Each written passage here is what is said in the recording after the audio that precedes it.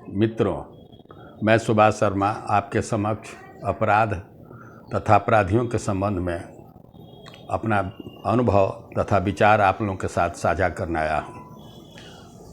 मित्रों, बिहार में इधर 3-4 घटनाएं घटी हैं जो चौंकाने वाली हैं तथा चिंता का विषय है। सरकार के लिए भी चिंता का विषय है और आम लोगों का भी जीवन इन अपराधों से प्रभावित होता है। पहली घटना पीएफआई के द्वारा फुलवारीशरीफ में हुई, जिसमें भारी मात्रा में साहित्य पकड़ा गया, जिसमें यह कहा गया था तथा अनुमान लगाया गया है कि 2047 तक भारत को इस्लामिक राष्ट्र बना दिया जाएगा। दूसरी घटना पटना जिला के खनन विभाग के मुख्यालय में हुई।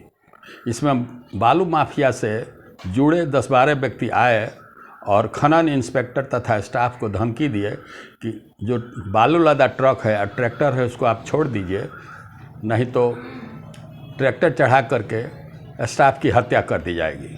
दहशत का माहौल खनन विभाग के मुख्यालय में व्याप्त हो गया और सभी आदमी डर गए। इसका पूरा वीडियो भी न्यूज़ में आया हुआ है। तीसरी घटना पीरभोर थाना की है। पीरभोर थाना की पुलिस 2 ग्रुप में, एक प्लेन क्लॉथ में और एक वर्दी में, स्थानीय सब्जी मार्केट में अपराधियों के खिलाफ छापामारी करने गई थी। छापामारी के क्रम में लौटते समय 3-4 व्यक्ति 2 बजे रात में अज्ञात स्थान पर बैठे हुए थे और पुलिस को देख के भागने का प्रयास किए। पुलिस को शक हुआ, इन लोगों को पकड़ के थाना लाया गया। थाना लाने के समय ही करीब 10-15 मिनट में 200-300 आदमी आकर के पीरभोर थाना का घेराव किया, पदाधिकारियों के साथ हाथापाई किया, वर्दी फाड़ दिया और डीएसपी रैंक के अफसर को वर्दी उतरवा लेने की धमकी दिया। अफरा तफरी का माहौल बना रहा। वहाँ के जो तैनात पुलिस अफसर थे, जिनको सीआरपीसी और आईपीसी के द्वारा शक्ति प्रदत्त है, वो लोग निर्णय नहीं ले पा रहे थे कि इन आतताइयों के विरुद्ध कैसे कार्रवाई किया जाए। वो लोग वरीय पदाधिकारियों से संपर्क में थे और संपर्क के बाद कुछ कार्रवाई हुई। फिर परसों एक घटना बेगूसराय में घटी हुई है, जिसमें 2 लड़के मोटरसाइकिल पर सवार होकर के अंधाधुंध फायरिंग करते करीब 30 किलोमीटर तक गए, जिसमें एक व्यक्ति की मृत्यु हो गई और 8-9 आदमी घायल हुए। यह घटना का हेतु प्रेरक नहीं मालूम है। मैं आपसे निवेदन यह करने आया हूँ कि सभी घटनाएं ऑर्गेनाइज्ड क्राइम्स है, संगठित अपराध है। मित्रों, अपराध 2 तरह का होता है, जो मुख्यतः एक संगठित अपराध होता है और एक छिटपुट अपराध होता है। जैसे किसी का जमीन संबंधी विवाद में हत्या हो गई, या लव ट्रायंगल में हत्या हो गई, या कुछ चुनाव के समय सुप्रीमेसी काम, दादागिरी काम करने के लिए हत्या हो गई। तो ये 3 तरह की जो हत्याएं होती हैं, यदि अज्ञात भी हैं तो इनका उद्भेदन आसान है और पुलिस के साधारण प्रयास के बाद अपराधियों को पकड़ा जाता है। लेकिन जो सबसे चौंकाने वाली और चिंता का विषय है, ऑर्गेनाइज्ड क्राइम है। ये जो बालू के माफिया के द्वारा पीरभोर थाना पर तथा बेगूसराय में जो घटना घटी है, यह ऑर्गेनाइज्ड क्राइम की श्रेणी में आएगा। ऑर्गेनाइज्ड क्राइम का उद्भेदन में बहुत बुद्धि और एक्सपर्टीज की ज़रूरत है। पुलिस इस घटनाओं को यदि मेथोडिकल तरीके से और लगातार नहीं अनुसंधान करती है, तो इस तरह की घटनाएं अनुसंधानित रह जाती हैं, इसका कोई निष्कर्ष नहीं निकलता है।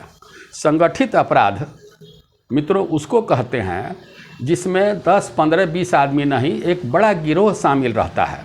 इसमें एक ब्रेन होता है और एक हैंड होता है। ब्रेन वह जिसको मास्टरमाइंड आप कह सकते हैं, जो योजना बनाता है, और हैंड उसको कह सकते हैं जिस अपराध को ज़मीन पर उतारता है। बीच में एक और इसी से जुड़ा हुआ गैंग रहता है, जिसका काम है हथियार मुहैया कराना और टारगेट का रेकी कराना। तो इस तरह से यह एक बहुत बड़ा संगठित गिरोह रहता है, जो बड़े पैमाने पर बहुत मात्रा में पैसा लेकर के हत्या करता है या दहशत का माहौल बनाता है। यदि इस संगठित गिरोह के किसी एक सदस्य को पकड़ा जाए या किसी एक सदस्य को एनकाउंटर में मार दिया जाए, इससे इस गिरोह का डिसइंटीग्रेशन नहीं होता है। बस्ट नहीं होता है। गिरोह जस का तस रहता है, नए लड़के जो पकड़ा गए उनके जगह पर नए लड़के आके ज्वाइन कर लेते हैं। इसलिए इस सब संगठित गिरोह के अनुसंधान में पुलिस को विशेष ध्यान देने की ज़रूरत है। पुलिस का जो काम है अभी मेरे हिसाब से अनप्रोफेशनल हो गया है। मैं पुलिस भाइयों से ये भी कहना चाहता हूं कि सरकारें आती हैं जाती हैं, आप प्रोफेशनल हैं, आप प्रोफेशनल तरीके से इस तरह के कांड का अनुसंधान कीजिए। यदि आपके इस कांड में लापरवाही बरतते हैं तथा अनुसंधान के उद्भेदन में निरंतरता नहीं है तो यह अनुसंधान अनइन्वेस्टिगेटेड रह जाएगा, अनप्रोब्ड रह जाएगा। मित्रों, इस घटनाओं के बाद सरकार भी हिल जाती है और सरकार के द्वारा इस पर अपना प्रतिक्रिया देना पड़ता है। हाल ही के घटनाओं में मुख्यमंत्री के द्वारा पुलिस मुख्यालय में बड़े पदाधिकारी, पुलिस के जो बड़े अफसर हैं उन लोगों का मीटिंग बुलाई गई और बुला करके उसमें कहा गया कि भाई आप अनुसंधान समय पर पूरा कीजिए, आरोप पत्र समर्पित कीजिए और कोर्ट में त्वरित गति से इसका निष्पादन कराइए। मित्रों, इस तरह का मुख्यमंत्री या सरकार के द्वारा निर्देश जो दिया जाता है बरसों से दिया जा रहा है और इसका असर आज तक थाना लेवल पर या सर्किल लेवल पर या सब डिवीज़न लेवल पर कभी नहीं पड़ा है। सभी अपने गति से अनुसंधान चलते रहता है। फिर भी चूँकि यह संगठित अपराध है, इसमें वरीय पदाधिकारियों को शामिल होना चाहिए और इस पर ध्यान देना चाहिए। मित्रों, इसी संदर्भ में मैं एक और पुलिस के कमियों को आपको तरफ बताना चाहता हूं कि फील्ड में आईजी और डीआईजी पोस्टेड हैं। ईआई डीआईजी को कोई काम नहीं है। यदि मुख्यमंत्री इन लोगों का मीटिंग बुला करके अचानक पूछें कि अपने क्षेत्र में आपके जो क्षेत्राधिकार में 4-5 जिले हैं उसमें किसी गिरोह का नाम बताइए, ऐसे अपराधी का नाम बताइए जिसमें 10-20 गिरोह है, तो वो लोग नहीं बता पाएंगे। मैं श्योर हूँ कि उन लोगों को गिरोह नहीं है, उन लोगों का पूरा ध्यान अनुसंधान की तरफ है। गिरोह, संगठित गिरोह के द्वारा अपराध किए जाने का कोई ज्ञान ही नहीं है इन लोगों को। सबसे चौंकाने वाली घटना जो बेगूसराय की है, जिसमें 2 लड़के बिना कारण के, बिना हेतु प्रेरक के अंधाधुंध फायरिंग करते हुए 30 किलोमीटर तक जाते हैं। ये घटना को मुख्यमंत्री ने एक अपने बयान में कहा कि यह घटना के पीछे कोई साजिश लगती है। समस्तीपुर पुलिस और बेगूसराय का पुलिस का कहना है कि पुलिस को छवि बिगाड़ने के लिए यह कांड किया गया है। मेरे समझ से पुलिस की छवि पहले भी अच्छी नहीं थी, इसलिए बिगाड़ने के लिए नहीं हो सकता है।